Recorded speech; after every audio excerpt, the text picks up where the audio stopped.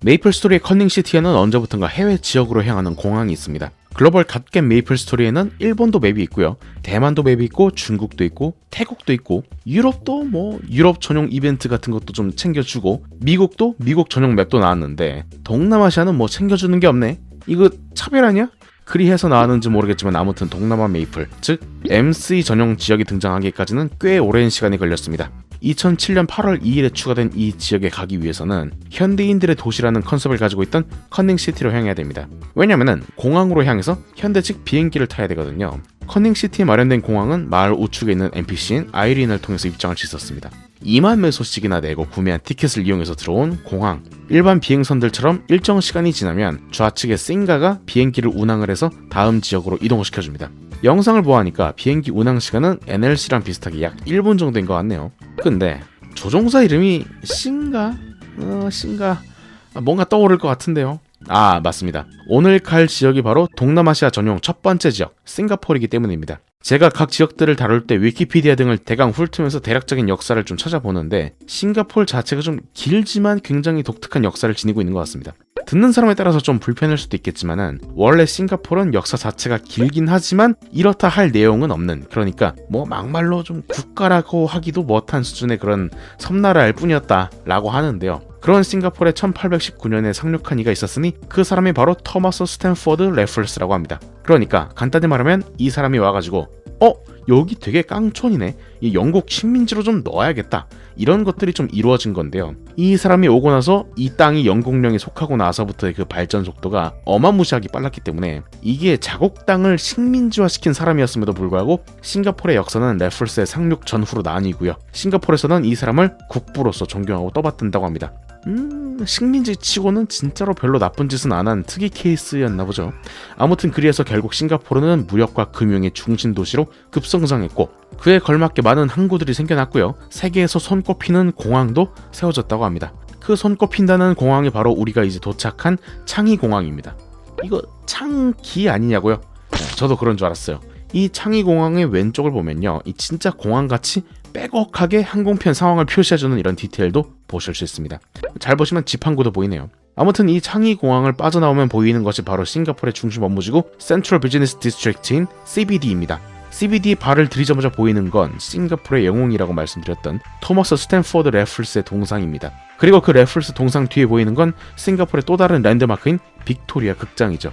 역시 다른 세계여행 지역과 비슷하게 이런 동상과 극장 이 위치 관련 고증 같은 것도 어느 정도 지킨 모습입니다. 그 다음에 보이는 건 싱가포르의 상징과도 같은 사자 인어상 머라이언상입니다. 싱가포르의 말레이어인 싱하프라는 사자의 해안도시라는 뜻인데요. 그래서 이제 바닷길을 통한 무역 중심 국가답게 인어를 따오고요, 국가명에서 또 사자를 따와서 합쳐서 머라이언이라는 상상 속 동물을 만들어서 조각을 해놓은 것이죠.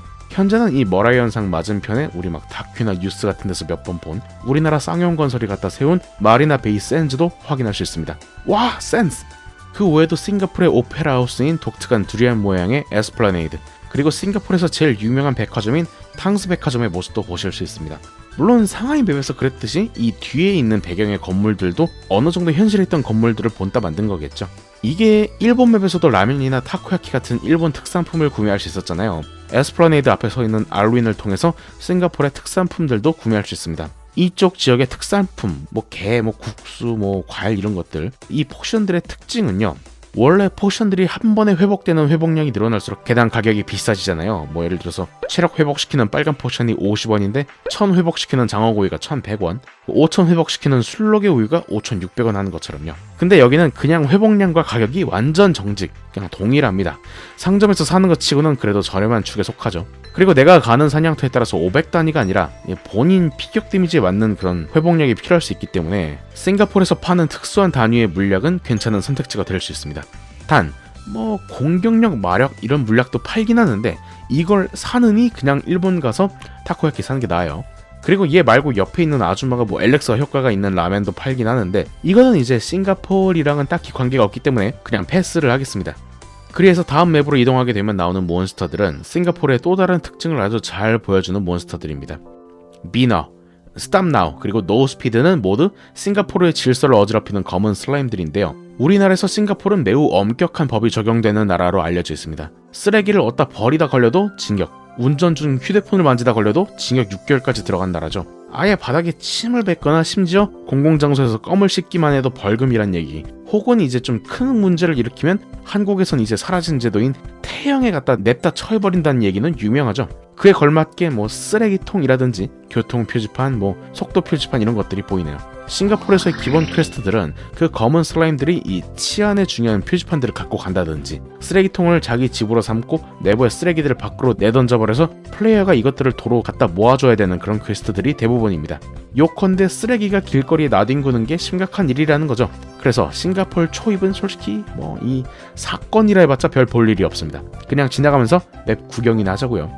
자, 여기 센터웨이 2에 보이는 ERP라는 문구는요, 일렉트로닉 로드 프라이싱의 약자로 이제 도로 통행세를 전자로 지불한다. 그러니까 싱가포르의 하이패스 같은 시스템이고요. 잘 보시면은 이 디자인이 실제 있는 ERP랑 완전 똑같습니다. 또 여기 옆에 보시면요, 자전거 통행금지 표지판이 눈에 띄는데요. 실제로 싱가포르에서 자전거 통행금지 구역에서 자전거를 타다 걸리면은 80만 원의 벌금을 내야 된다고 하네요. 아니 이거 킥보드도 아니고 이게 맞아 진짜? 자, 그리해서 센트럴웨이 3까지 지나서 서브얼번 에리아까지 오시게 되면요, 맵 하단에 싱가포르의 메트로 시스템인 MRT를 보실 수 있습니다. 싱가포르 분이신 프로티님에 따르면은 역 번호에 따르면 이제 실제 존재하는 역을 배경으로 한 건 아니지만은 창의공항에서 발차하는 전철 중에 지상철이기도 한 라인은 녹색 심볼을 갖고 있는 동서선일 가능성이 높다고 합니다. 이 역에서도 마찬가지로 소화전에 있어야 할 소화기를 들고 다니는 프리저들을 보실 수 있는데요. 사실 여기까지는 몬스터들이 막 체력도 경험치도 막 그럭저럭인데, 이제부터 나오는 몬스터들이 점점 경험치를 많이 주기 시작하죠. 서브얼번 에리아 1에서 왼쪽 위로 올라가게 되시면요, 서브얼번 에리아 2와 함께 트러커라는 몬스터를 보실 수 있는데요. 트러커는 레벨 48의 몬스터로 전기 속성의 약점을 보이는 몬스터입니다. 레벨 48의 전기 속성의 약점을 보이는 몬스터로는 대표적으로 클랑이 있습니다만, 클랑과 트러커의 체력이 3000으로 동일한데 경험치는 128과 160으로 큰 차이가 나죠. 젠을 제외하고 마리당으로 따지면 정확히 1.25배 더 효율적이라는 그런 결론이 나옵니다. 게다가 마법 방어력도 이 클랑보다 트러커가 더 낮기 때문에 데미지를 더 쉽게 줄 수 있어서 썬더볼트를 마스터한 썬콜이라면 이 지역에서의 사냥도 추천할 법하겠네요. 자, 여기까지 살펴보고 서벌번 에리아 1에서 오른쪽 위에 보이는 포탈을 통해 입장하게 되면은 싱가포르의 또 다른 관광 명소인 보트퀘이 타운이 나옵니다. 장난이에요. 보트키 타운입니다.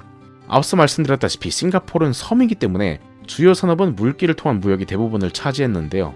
싱가포르 강에는 원래 부두가 있어서 이 무역이 주로 여기서 이루어졌다 합니다. 그러나 점차 교역량이 많아지고 비대해지면서 배들이 정박지를 수십 미터 깊은 바닷가로 옮기게 되면서 싱가포르 강의 부두는 더 이상 무역을 위해선 사용되지 않게 됐지만, 정부로부터 여기가 이제 보존되어야 될 지역으로 선정된 것 등등의 영향을 받아서 당시 싱가포르 부두에 남아있던 상점가들은 문을 닫지 않고 오락시설 그리고 뭐 음식점 같은 걸로 탈바꿈하게 되면서 현대의 강가를 따라 형성된 마을은 사람들이 붐비는 관광도시가 되었다고 합니다. 싱가포르에는 두 개의 키타운이 있다고 하는데요.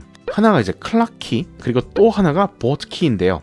클라키 타운은 오락시설을 넘어서 이제 유흥에 가까운 매우 화려한 강변을 자랑한다고 하는데, 그 반면 보트키 타운은 보다 좀 아기자기하고 동네 마을, 뭐 시골 같은 느낌이 좀 강한 마을이라고 하네요. 메이플 스토리에서는 두 종류의 키타운 중에 보트키 타운을 선택을 했고, 마을의 부드러운 느낌의 BGM은 서정적인 보트키 타운의 분위기를 나타내는 것 같습니다. 이 보트키 타운은 말 그대로 마을로 마을 귀환 조문서를 통해서 이곳으로 돌아올 수가 있는데요. 그리고 이 맵 한쪽에 위치한 NPC인 캔디를 통해서 물약도 보급할 수 있었어요. 일종의 세이브 포인트죠. 이 완전 뭐 이 앞에 뭐 이상한 몬스터들 있다는 떡밥 아니야? 네, 맞습니다. 이 앞으로 더 나아가면요, 물론 이제 말레이시아로 향하는 포탈도 있긴 하지만 오늘 저희가 다룰 건 고스트 쉽이거든요. 싱가포르 맵에 숨겨진 메이플의 스토리를 같이 알아보자고요. 보트키타운 우측으로 가게 되시면요, 쭈그리고 앉아있는 방랑자 랄프를 보실 수 있는데요. 레벨이 58 이상이 되면 랄프로부터 퀘스트를 수행할 수 있습니다. 이 랄프 선생은 예전에 선장이었지만 근처 해안에서 항해를 하다가 귀신이 가득 들어찬 유령선을 보고 도망간 이후로 다시는 바다에 나가지 않는다고 하는데요. 사람들은 랄프가 한 말을 아무도 믿지 않았다고 합니다. 내가 믿어준다고 하니까 엄청 좋아하면서 유령선 근처에 떠도는 유령들을 좀 잡아달라고 하네요. 팩핑키 100마리 그리고 슬라이미 100마리입니다. 유령선을 찾아서 랄프 우측에 있는 포탈을 통해서 한번 진입해볼까요? 포탈을 따라 들어가게 되면 분위기가 좀 바뀌면서 음산한 BGM이 흘러나옵니다. 유령선으로 가는 길은 미스테리어스 패스인데요. 이쪽에 등장하는 새로운 몬스터인 T4 블루, T4 레드는 솔직히 별 볼 일 없습니다.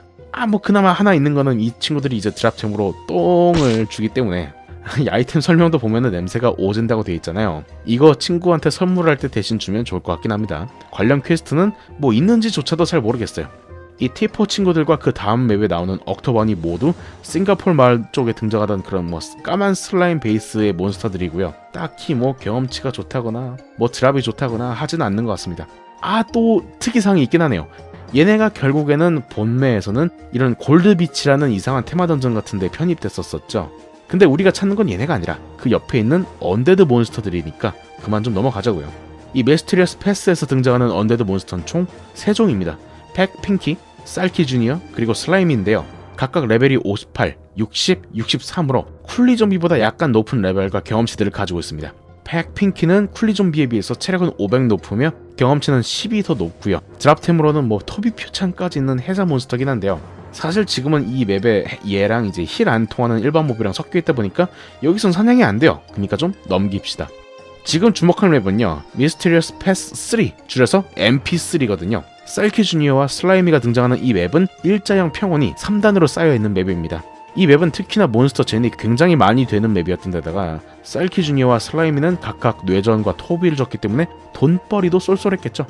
이 때문에 많은 직업들이 약 50에서 많게는 레벨 70까지도 이 맵에 와가지고 사냥을 했다고 합니다. 근데 이거 힐을 쓰라고 만든 사냥터인데 효율이 너무 좋아가지고 다른 직업들이 와서 자리를 먹어버리네. 여기 자리가 없으면 MP3라는 이렇게 좋은 맵을 두고 클레릭들은 어디를 가야 될까? 눈치채신 분도 계시겠지만 바로 옆에 있는 고스트십, 유령선 내부입니다. 귀신들이 들끓는다는 유령선 내부야말로 사제들이 재령하러 들어가야 될 곳이겠죠. 유령선 내부는 미스테리어스 패스보다 더 클레릭들의 사냥이 용이한 구조로 되어 있습니다. 좁은 2층 구조인 것은 물론이고요. 맵 한쪽에는 꼭 이런 식으로 계단이 비치되어 있기 때문에 이 계단 중앙쯤에 올라가면 힐을 계속 사용할 수 있는 낚시 자리가 완성돼 버리죠. 물론 사냥 속도는 MP3가 압도적으로 빨랐지만은 이 잠수를 할 수 있다는 점과 무적자 사냥이 가능하다는 점 때문에 많은 클레릭들은 이곳으로 몰리기도 했다고 합니다. 고스트십은 1부터 7까지 있는데요. 몬스터가 있는 구역은 1, 2, 5, 6이고 3, 4, 7은 안 그래도 복잡한 선내를 이제 미로로 만들어버리는 갈림길 역할을 하는 맵이므로 가이드 같은 것들을 잘 보고 따라가시면 되겠습니다. 고스트십 1에서는 가장 쫄따구인 팩 핑키가, 고스트십 2에서는 슬라이미가, 고스트십 5에선 셀키 주니어가 나옵니다만 사람들은 왠지 1과 5를 거르고 무조건 고스트십 2에서만 주로 사냥을 즐겼습니다. 왜일까요? 제일 체력 대비 경험치가 좋아서일까요? 아니면은 뭐 몬스터 수가 많아서일까요? 당시에 제가 플레이했던 게 아니기 때문에 잘 모르겠습니다. 네, 그리해서 유령선에도 도착을 했으니까 아까 넘겼던 그 퀘스트 스토리나 다시 보자고요. 그러니까 랄프가 이 귀신들을 잡아달라고 부탁했던 이유는 다름이 아니라 내가 다시 바다로 나가고 싶은데 귀신이 너무 많아서 무섭다. 그러니까 좀 너가 이 귀신들을 잡아가지고 수를 좀 줄여달라는 얘기네요. 그리해서 랄프가 원하는 대로 팩 핑키와 슬라이미를 잡고 또다시 슬라이미와 셀키 주니어를 잡아내면은 이 치매 걸리신 분이 또다시 뭐 유령선에 숨겨진 비밀 알려드림 하고 있어요. 네, 그래서 그 유령선에 숨겨진 비밀이 뭐냐? 안쪽에 가면은 더 센 놈이 있다는 게 유령선의 비밀이랍니다. 와우, 얼마나 센지 한번 보러 가볼까요? 고스트십은 미로 형태로 이루어져 있다 했잖아요. 이와 같이 포탈을 한번 잘못하면은 바로 밖으로 퇴출되어 버리는 구조라서 배 깊숙이 들어가는 길을 제대로 외우고 다니셔야만 합니다. 영상 보시고 따라가시면 편하실 거예요. 그리해서 고스트십 6까지 가게 되면 미스터 앵커라는 새로운 몬스터가 등장합니다. 이 친구도 뭐 아이템 주는 거나 뭐 그런 거는 뭐 그렇게 나쁘진 않은데 레벨이 너무 높고요. 체력이 좀 부담돼서 일반 유저들이 여기를 찾진 않았을 것 같고 이런 안 찾는 맵들을 선호하는 매크로들이 자주 찾았을 것 같습니다. 참고로 이 친구가 스토리북 검은 책을 드랍하기도 해요. 이렇게 깊숙이 들어갈수록 더 강한 몬스터들이 등장하는 유령선에서 랄프의 부탁대로 미스터 앵커까지 300마리를 잡아주도록 하자고요. 아니 근데 이거 랩제가 58인데 68짜리 300마리 잡아오는 거 이거 맞아? 그리해서 몬스터를 다 잡고 랄프에게 돌아가면 랜덤 보상과 경험치 그리고 싱가포르에서 제일 중요한 아이템 중 하나인 화이트 에센스를 지급합니다. 미스터 앵커의 뭐 엑기스인가요? 예, 그런 것 같습니다. 아이템 설명에 따르면 이걸 통해서 숨겨진 장소로 향하는 문을 열 수 있다 하는데 보아하니 유령들을 때려잡을 만큼 충분히 강해 보이니까 나한테 엑기스를 뽑아서 주신 것 같아요. 그리고 대망의 마지막 퀘스트입니다. 아니 유령 다 잡아줬잖아. 왜 아직도 여기서 쭈그리고 앉았냐? 그러자 랄프쿤이 똑똑하다라고 나를 칭찬하면서 뭐라고 얘기를 하느냐. 이 금방 유령들을 다 잡아낸다고 끝나는 게 아니고요.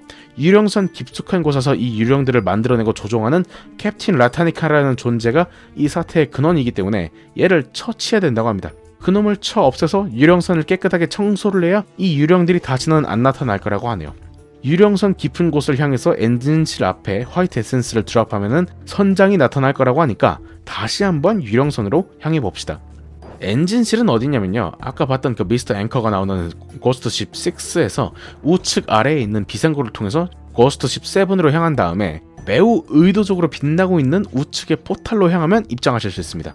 이 맵에서 이제 딱 봐도 중앙에 있는 문이 뭔가 수상하죠. 중앙에 화이트 에센스를 뿌리게 되면은 BGM이 전환되면서 플레이어의 바람대로 캡틴 라타니카가 소환되게 됩니다.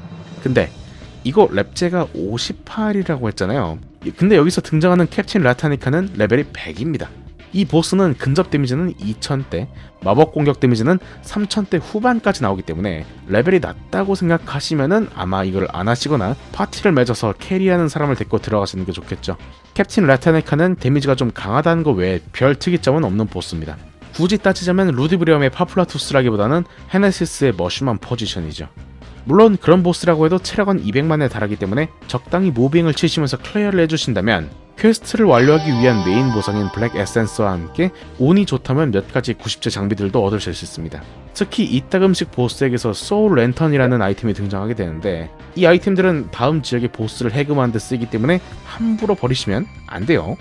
그렇게 캡틴 라타니카를 처리하고 NPC를 통해서 밖으로 나가게 되면은 유령 청소가 끝나고 다시 깨끗해진 크루즈선을 보실 수 있으며 퀘스트 아이템을 들고 랄프에게 돌아가게 되면은 약간의 경험치와 매소를 얻으실 수 있고요. 이와 함께 싱가포르의 메인 퀘스트 라인은 종료되게 됩니다. 싱가포르 맵은 동남아시아, 특히나 싱가포르 사람들에게 하나의 자긍심으로 남았다고 합니다. 싱가포르의 환경을 제대로 이해하고 고증한 구조물들과 환경들, 그리고 단순 관광을 했다면 무의식적으로 골랐을 화려한 클라키타운 대신에 진정한 싱가포르를 능동적으로 찾아다니면서 보고 느꼈어야 비로소 보이는 보트키타운을 고른 안목까지 해외 맵을 넥슨 코리아에서 한국 직원들이 만든다는 걸 생각해본다면 진짜 이 정도는 돼야 진정한 해외답세라고 할 수 있을 것 같아요. 뭐 어디 하와이 가가지고 플랫댄스 한번 추고 개발비 슈킹하는 거는 해외답사가 아니죠. 그리고 또 하나 놀라웠던 점은 이 지역의 오픈 날짜였습니다. 싱가포르의 독립절은 8월 9일인데요. 메이플스는 이 지역의 개방을 그보다 일주일 빠른 2007년 8월 2일에 지역을 개방하기로 결정을 했고요. 그로부터 8월 9일까지 일주일간 다양한 이벤트를 진행하면서 싱가포르인들에게 눈도장을 찍었습니다. 당시 이벤트 내용을 보면요, 뭐 GM, 보스몬스터 소환 이벤트 이런 것들에 이어서 경험치 이벤트까지 진행을 했었는데요. 8월 9일 독립절 당일에는 무려 경험치 4배 이벤트, 싱가포르에서 PC 벙크에 들러가지고 이제 프리미엄 플레이를 하신다면 여기에다 20%를 추가를 해서요, 무려 4.8배에 달하는 어마어마한 경험치 이벤트가 진행되면서 메이플스의 전성기가 시작됐다고 할 수 있겠습니다. 이 싱가포르 맵은요, 이후에 이제 GMS에도 도입이 됐었고요, 뭐 TMS에도 들어갔었고요. 이런 식으로 전 세계적으로 맵이 퍼지고 빅뱅 이후까지 맵이 유지되면서 큰 인기를 구가했고요. 심지어 2014년경 리뱀프 패치 이후에는 이 지역을 클리어를 할 시 업그레이드가 가능한 훈장을 지급했기에 훈장에 막 혼줌작 및 잠재, 그리고 막 스타포스까지 가능한 상황까지 일어나서 해외 유저들의 필수 코스로 자리매김하게 됩니다. 물론 뭐 훈장이 문제였는지 어쨌는지는 몰라도 이후 2018년에 다크니스 룸스 패치로 인해서 대부분의 지역에서 싱가포르는 철수하게 됐고요. 현재는 전 세계에서 메이플시에서만 확인할 수 있는 그런 지역이 됐습니다. 지금까지 소개드린 지역은 레벨 50에서 70 사이가 플레이할 수 있는 싱가포르 지역이었는데요. 메이플시의 당시 싱가포르 밀어주기는 여기서 끝나지 않았습니다. MP3, GS2에 이어서 무려 4차 전직을 한 이후까지도 사냥이 가능한 맵들이 이후에 풀리게 되는데, 자, 오늘의 이야기는 여기까지. 더 많은 정보를 원하신다면 메이플홀릭 구독해주세요.